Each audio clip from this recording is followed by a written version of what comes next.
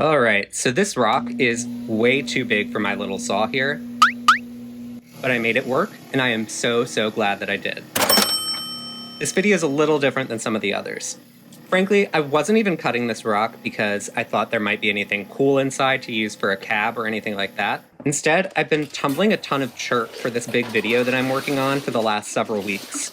Basically, I'm trying to get as many examples as I can of rocks going through each week of stage 1 until they're ready to move on to the next stage, and then show what they look like once they've been polished. Anyway, I needed some filler material for that tumbler, so I took our dog Norman for a quick walk down to the pond. I grabbed some random rocks to cut up, and I brought him back home. I wasn't sure that this was chert, and after cutting it, I don't think that it is, but I figured it would make a good rock to just cut some small pieces from. But then I actually cut it open and saw this inside.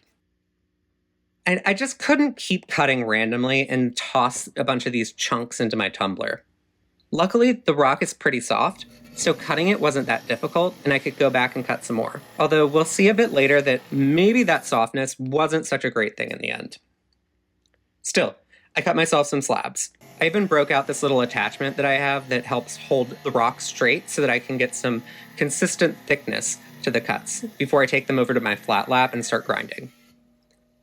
If you're interested, I also use this as an opportunity to live stream the whole grinding and polishing process. I'll have links to those in the description. I'm no expert, so it definitely took me a lot longer than it really needed to, but look at how cool these are. Remember how I mentioned that this was a pretty soft rock? That made it a little bit difficult to shape. It was really easy to accidentally go too far, even on the 600 grit pad, so some of them are a little bit lumpy in spots.